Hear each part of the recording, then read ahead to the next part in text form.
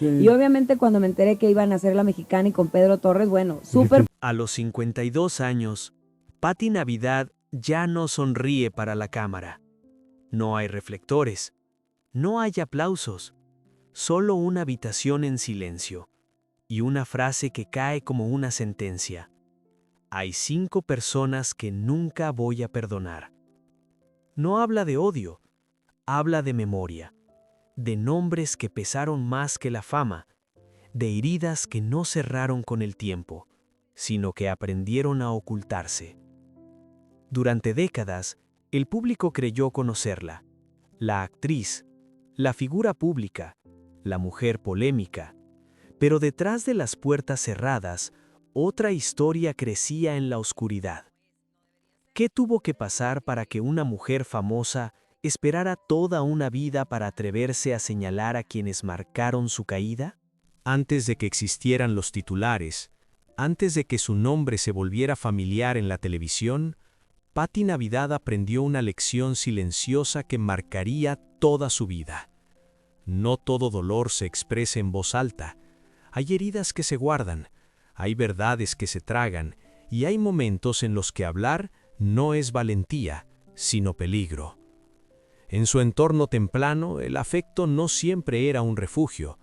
La estabilidad emocional era frágil, intermitente, a veces inexistente. Patti creció observando cómo los conflictos no se resolvían, se evitaban, cómo el silencio podía ser una forma de protección, cómo ceder, aguantar y seguir adelante parecía la única estrategia posible para no romperlo todo. No era cobardía, era adaptación. Mientras otros aprendían a alzar la voz, ella aprendía a leer el ambiente, a detectar cambios mínimos en el tono, en las miradas, en los gestos, a anticiparse, a no incomodar, a no provocar. Ese equipo de inteligencia emocional, tan útil para sobrevivir, también puede convertirse en una trampa, porque cuando se normaliza el aguante, el abuso deja de verse como excepción. Patti desarrolló una sensibilidad extrema, una capacidad casi quirúrgica para percibir la tensión, pero esa misma sensibilidad la hizo vulnerable. Confiaba, creía, pensaba que las personas actuaban desde la buena fe, y cuando no era así, prefería dudar de sí misma antes que confrontar. El conflicto no era una opción, era una amenaza. En la adolescencia, esa forma de estar en el mundo ya estaba consolidada. No se trataba de timidez, era algo más profundo, una disciplina interna. Sonreír incluso cuando algo dolía, seguir adelante aunque el cuerpo pidiera detenerse, guardar preguntas incómodas en un cajón que nunca se abría del todo.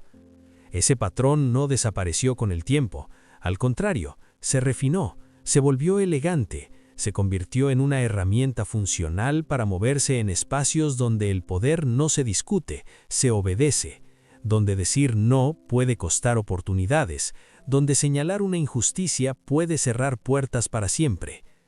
Desde muy joven, Patti entendió que el reconocimiento tenía condiciones, que la aceptación no era gratuita, que para pertenecer había que cumplir expectativas, incluso cuando esas expectativas no se decían en voz alta.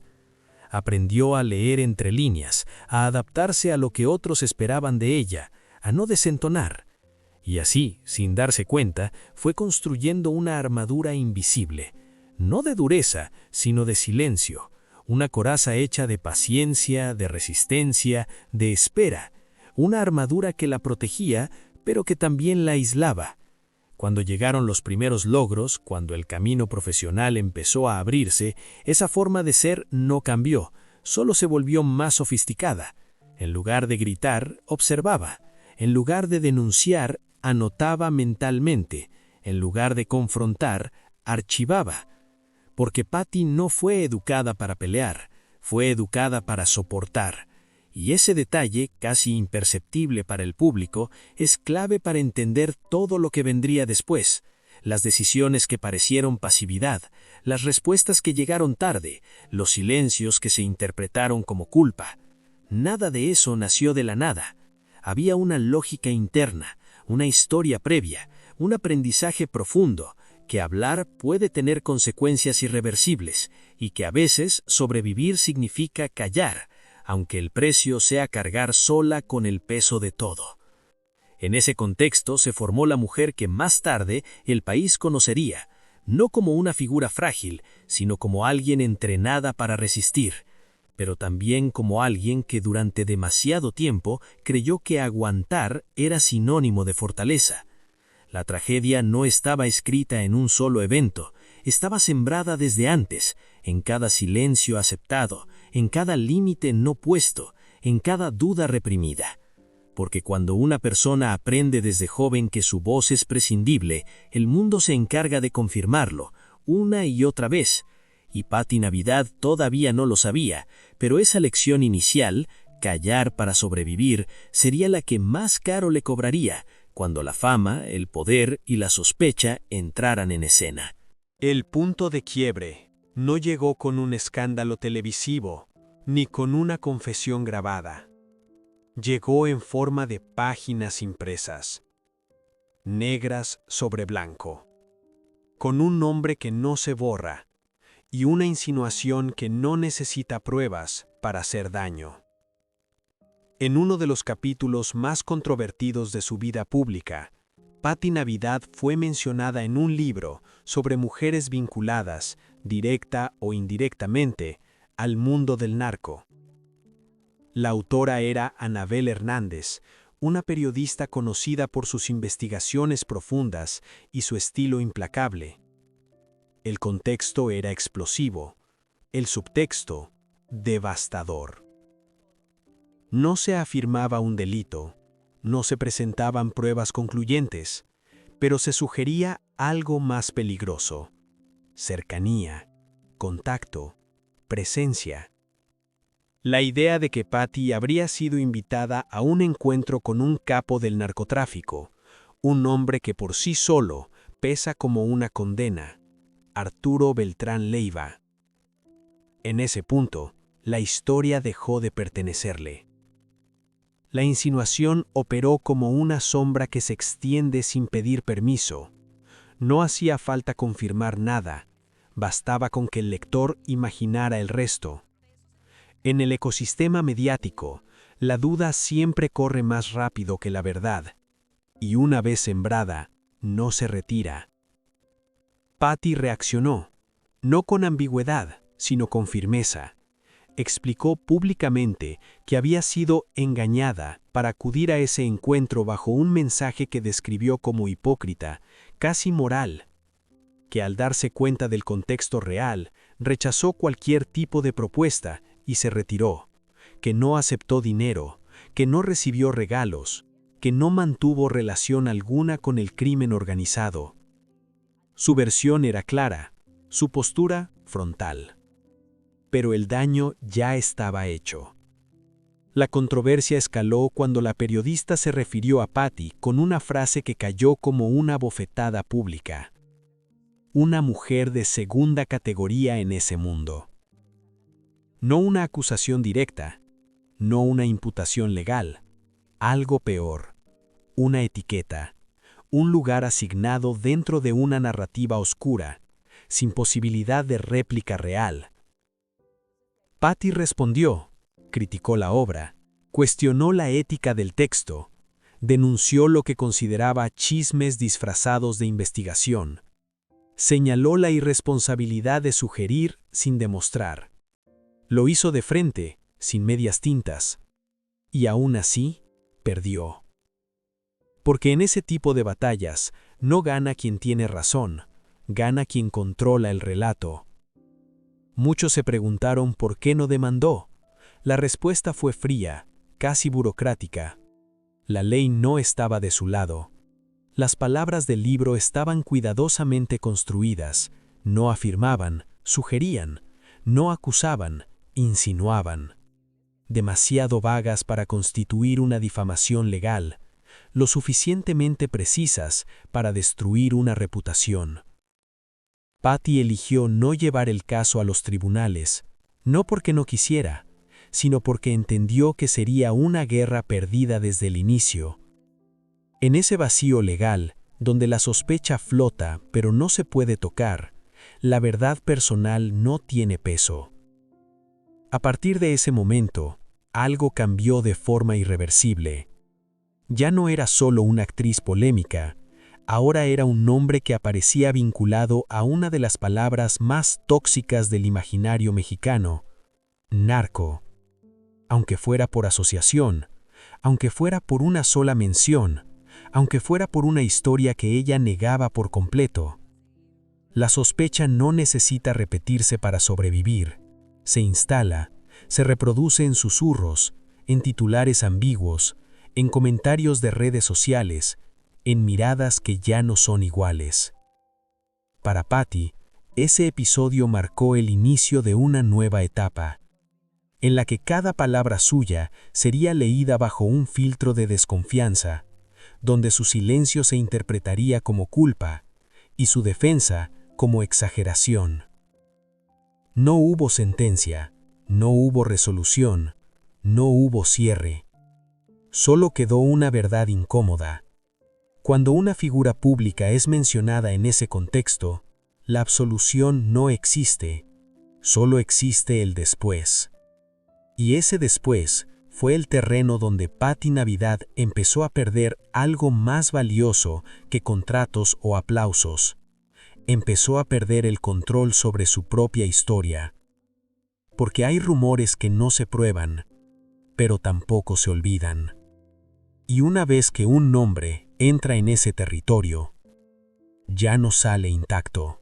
Si el rumor fue una sombra lanzada desde afuera, el siguiente golpe llegó desde un lugar más íntimo, más incómodo, más difícil de esquivar, porque no vino de un libro, ni de una investigación, ni de un mundo ajeno, vino desde el interior del propio medio, desde alguien que conocía las reglas no escritas del espectáculo.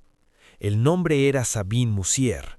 No hubo una acusación directa, no hizo falta, bastó una declaración ambigua, lanzada en el momento justo, con el tono preciso, para activar uno de los mecanismos más crueles del mundo del entretenimiento, la insinuación. Hablar de personas que ascienden gracias a relaciones, de trayectorias que no se explican solo por talento, de favores que nadie ve, pero todos sospechan. En ese terreno el daño no depende de pruebas, depende de ecos. Para Patty Navidad, aquello no fue una anécdota menor ni una discusión pasajera entre colegas, fue una línea cruzada. Porque cuando la duda se instala dentro del gremio, ya no hay refugio posible. No es el público anónimo, es el juicio de quienes comparten camerinos, foros, pasillos, de quienes saben cómo funciona todo y por eso mismo pueden destruir con una sola frase. La reacción de Papi fue inmediata y frontal. No eligió el silencio esta vez, exigió una rectificación, una disculpa pública o, en su defecto, llevar el asunto por la vía legal. No estaba defendiendo un papel ni una oportunidad laboral, estaba defendiendo algo más frágil y más valioso, su nombre. Porque en ese tipo de comentarios se esconde una acusación silenciosa. No se dice, hiciste algo ilegal, se dice, no llegaste aquí limpiamente. Y esa sospecha, una vez sembrada, nunca se borra del todo. El conflicto se volvió público y, como suele ocurrir, se simplificó.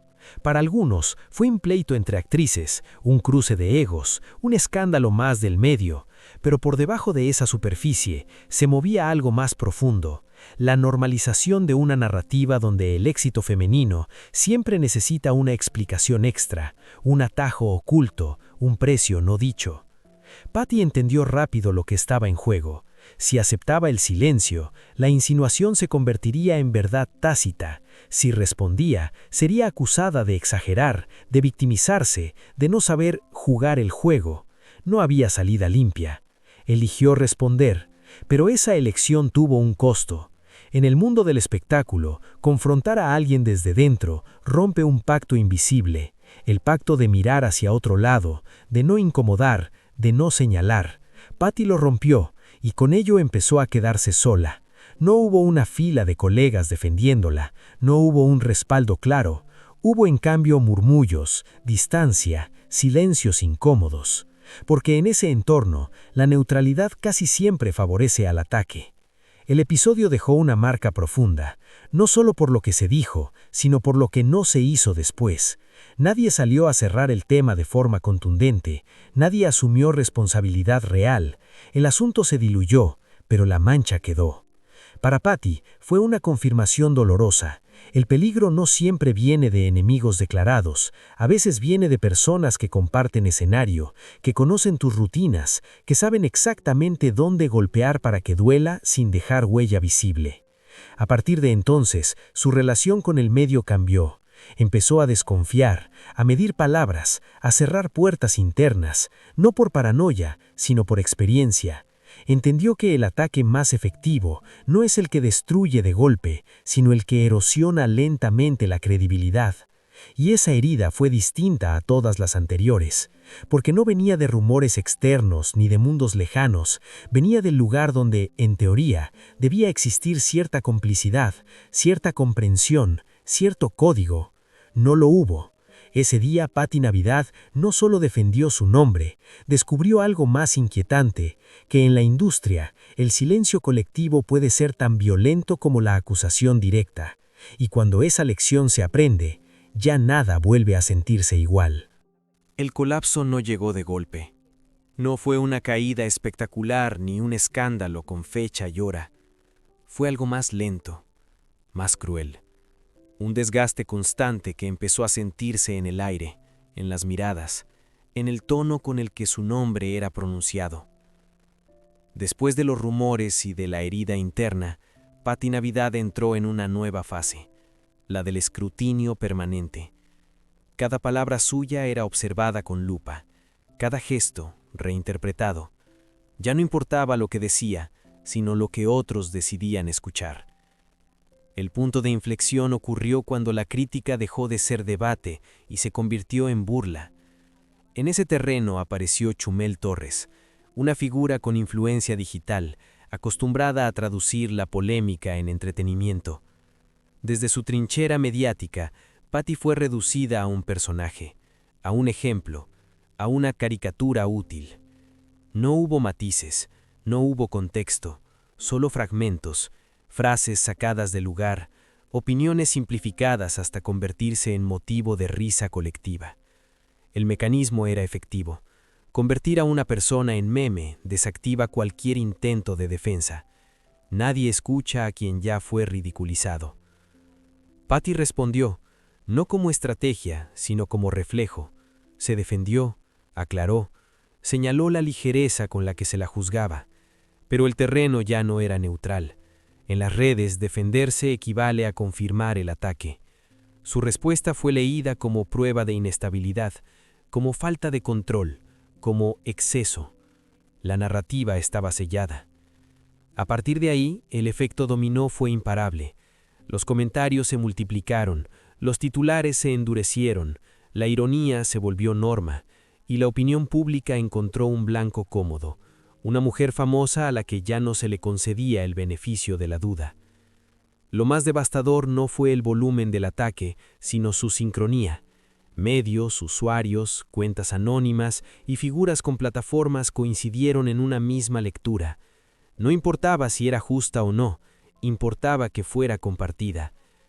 Patty empezó a sentir el peso real del aislamiento, no el aislamiento físico, sino el simbólico. Ese momento en el que descubres que hablar no cambia nada, que explicar solo alarga la agonía, que cada palabra añadida se vuelve munición. En ese punto, el silencio dejó de ser una estrategia aprendida y se convirtió en una necesidad, no para proteger su imagen, sino para protegerse a sí misma. Porque cuando la conversación pública se vuelve hostil, permanecer en ella puede ser una forma de autodestrucción. Las oportunidades comenzaron a disminuir, no de manera explícita, nadie decía no en voz alta, simplemente dejaban de llamar, dejaban de proponer, dejaban de incluir. En el mundo del espectáculo, el rechazo más eficaz es el que no se anuncia. Patty observó cómo su nombre seguía circulando, pero ya no asociado al trabajo, sino a la polémica, a la rareza, a la etiqueta incómoda, y entendió algo fundamental. El descenso no siempre se mide en caídas visibles, sino en la pérdida progresiva de control sobre cómo te ve el mundo. Ese fue el verdadero golpe, no la crítica, no la burla, sino la certeza de que su historia ya no le pertenecía. Y cuando una figura pública pierde eso, lo que sigue no es una caída, es una expulsión lenta, silenciosa y profundamente solitaria. Después del ruido vino algo peor, el vacío. Patti Navidad dejó de responder, no por derrota, sino por agotamiento. Cada intento de explicación terminaba convertido en otra prueba en su contra. Cada palabra añadía una capa más a una imagen que ya no controlaba. El espacio público se había vuelto un terreno hostil y permanecer en él significaba exponerse a una violencia constante, disfrazada de opinión. El ataque dejó de tener un rostro definido. Ya no era una persona, ni un programa, ni un titular concreto. Era una corriente, un clima, una marea de comentarios que se alimentaban entre sí. Expertos improvisados, opiniones categóricas, juicios morales lanzados con la seguridad de quien no carga con las consecuencias. En ese punto, Patti comprendió algo esencial. No estaba siendo escuchada. Estaba siendo utilizada, convertida en símbolo, en advertencia, en ejemplo de lo que ocurre cuando alguien se sale del guión aceptable, y contra eso no hay argumento que alcance. El silencio se volvió una forma de defensa, no una estrategia mediática, sino una necesidad psicológica. Apagar el teléfono, evitar entrevistas, reducir la exposición. Volver a espacios donde su nombre no era sinónimo de burla ni de sospecha, donde podía existir sin ser analizada. Pero el costo fue alto. En el mundo del espectáculo, desaparecer del ruido equivale a desaparecer del mapa. Las invitaciones se espacian, los proyectos se enfrían, las puertas no se cierran con estruendo, simplemente dejan de abrirse, y nadie lo explica, nadie se hace responsable.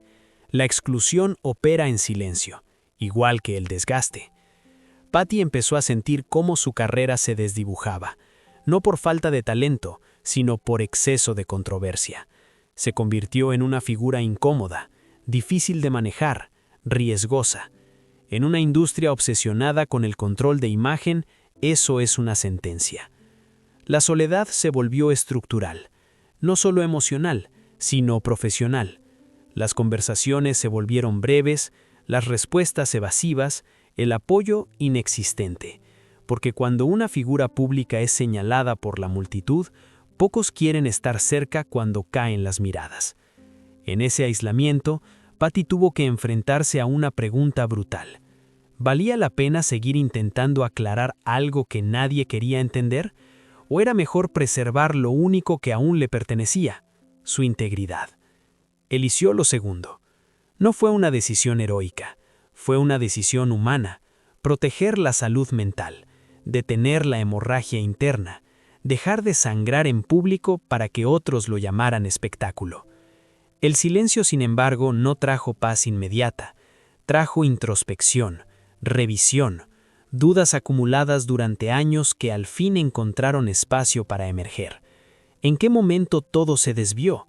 ¿Cuántas veces cayó cuando debía hablar? ¿Cuántas veces habló cuando ya era tarde? Esa etapa no tuvo cámaras ni titulares, no fue compartida, fue vivida en privado, con lentitud, con dolor, con una lucidez que solo aparece cuando el ruido desaparece. Y aunque el mundo seguía opinando sin ella, Patti empezó a reconstruir algo fundamental, la distancia necesaria para volver a escucharse a sí misma. Porque a veces, tocar fondo no es caer al vacío, es quedarse sin voz y aprender por fin a decidir cuándo volver a usarla. La confesión no llegó como un estallido. No hubo lágrimas en primer plano, ni música dramática marcando el momento. Llegó de una forma más inquietante, con calma, con una serenidad que solo aparece cuando alguien ya no está pidiendo permiso. A los 52 años, Patti Navidad habló. No para convencer, no para limpiar su imagen. Habló porque el silencio había cumplido su ciclo, porque guardar todo durante décadas también deja cicatrices, y porque hay un punto en la vida en el que callar ya no protege. Asfixia. No fue una lista leída en voz alta, fue una afirmación seca, medida, irrevocable. 5 personas, 5 heridas, 5 capítulos que nunca cerraron. No explicó cada detalle, no reconstruyó cronologías, no presentó pruebas. Y ese fue precisamente el gesto más contundente. No estaba pidiendo justicia, estaba reclamando algo distinto, el derecho a nombrar. Durante años, Patty entendió que hablar tenía un precio, que señalar implicaba perder, que defenderse era convertirse en el problema. Esa lógica la acompañó demasiado tiempo, hasta que dejó de servirle, hasta que comprendió que el verdadero daño no estaba solo en lo que otros hicieron, sino en todo lo que ella tuvo que cargar sin decirlo. Cuando finalmente decidió romper el silencio, lo hizo desde un lugar distinto, no desde la rabia, sino desde la claridad, no desde la urgencia, sino desde la distancia. No buscó reabrir guerras ni provocar reacciones. Sabía que el ruido vendría solo. Y aún así, habló. La reacción fue inmediata. Algunos pidieron nombres, otros exigieron pruebas. Muchos cuestionaron el momento. ¿Por qué ahora? ¿Por qué después de tanto tiempo? ¿Por qué sin detalles? Las preguntas eran previsibles, pero ya no eran determinantes. Porque esta vez Patty no estaba respondiendo al público, estaba respondiéndose a sí misma. Nombrar no fue un acto de venganza, fue un acto del límite, un hasta aquí, pronunciado con décadas de retraso, pero con una convicción absoluta. No buscaba destruir reputaciones ajenas, buscaba dejar de cargar con culpas que no le pertenecían. En ese gesto hubo algo profundamente humano, la necesidad de cerrar ciclos que nunca se cerraron oficialmente, de reconocer que algunas traiciones no se superan, solo se aceptan, y que el perdón, cuando se impone, puede convertirse en otra forma de violencia. Patty no pidió comprensión, no pidió empatía, tampoco pidió aplausos. Lo que hizo fue más incómodo. Dejó una verdad incompleta en el aire, sin adornos, sin moralejas, sin un final redondo. Porque la vida real no ofrece resoluciones perfectas. Al decir que no perdonaba, Patty no estaba anclándose al pasado, estaba marcando una frontera. Estaba diciendo que hay experiencias que te transforman para siempre y que pretender superarlas como si nada hubiera pasado es una exigencia injusta. Esa confesión no la devolvió al centro del escenario, no limpió su nombre de inmediato, no reescribió la narrativa dominante, pero hizo algo más importante. Le devolvió la voz en sus propios términos. Por primera vez en mucho tiempo, Patty no hablaba para defenderse. Hablaba para existir sin explicaciones, para dejar constancia de que sobrevivir no siempre significa sanar, y que sanar no siempre implica perdonar. El silencio había sido su refugio. La palabra, al final, fue su liberación. Y aunque el mundo siguiera opinando, juzgando o dudando, algo esencial ya había cambiado. La historia volvía a pertenecerle. No porque todos la creyeran, sino porque por fin ella se creyó a sí misma. Al final, la historia de Patty Navidad no se resuelve con un veredicto claro. No hay un aplauso final que lo ordene todo. No existe una escena que cierre las heridas como si fueran ficción. Lo que queda es algo más incómodo y más honesto. Una vida atravesada por el costo invisible de ser una figura pública en un mundo que exige explicaciones, pero rara vez ofrece protección. Durante años, la fama fue presentada como un privilegio, un espacio de luz, de oportunidades, de reconocimiento. Pero en su reverso, la fama también es vigilancia constante, juicio permanente y una memoria pública que no olvida ni perdona con facilidad. Patty lo aprendió de la manera más dura, cuando el relato deja de pertenecerte. Incluso el silencio se interpreta como culpa. No fue una heroína clásica, no fue una villana, fue algo más cercano y más inquietante, una mujer que intentó sobrevivir dentro de estructuras que no estaban hechas para cuidarla, que pagó el precio de confiar, de callar cuando hablar era peligroso, de hablar cuando ya era tarde. Su historia obliga a mirar más allá del escándalo, a preguntarse quién gana cuando una figura pública es reducida a una caricatura, quién se beneficia cuando la complejidad se simplifica en etiquetas, cuando la duda se vuelve entretenimiento, cuando la sospecha vende más que la verdad. Patty no salió indemne, nadie lo hace, pero tampoco desapareció del todo. Eligió algo distinto, retirarse del ruido, marcar límites, aceptar que no todas las heridas cierran y que no todos los nombres merecen perdón. En una cultura obsesionada con la redención pública, esa decisión resulta casi subversiva. El perdón, entendió ella, no puede ser una obligación moral impuesta desde afuera. A veces la verdadera sanación consiste en reconocer el daño sin maquillarlo, en aceptar que algunas experiencias dejan marcas permanentes y que vivir con ellas no es fracasar, sino resistir. Hoy, su historia queda suspendida en una pregunta que no tiene respuesta fácil, una pregunta que va más allá de Patty Navidad y alcanza a todos los que alguna vez fueron observados, juzgados o condenados sin derecho a réplica.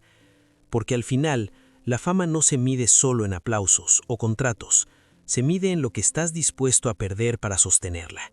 Y la pregunta que queda flotando, incómoda y necesaria, es esta: ¿vale la pena ser conocido si el precio es perder el derecho a ser entendido?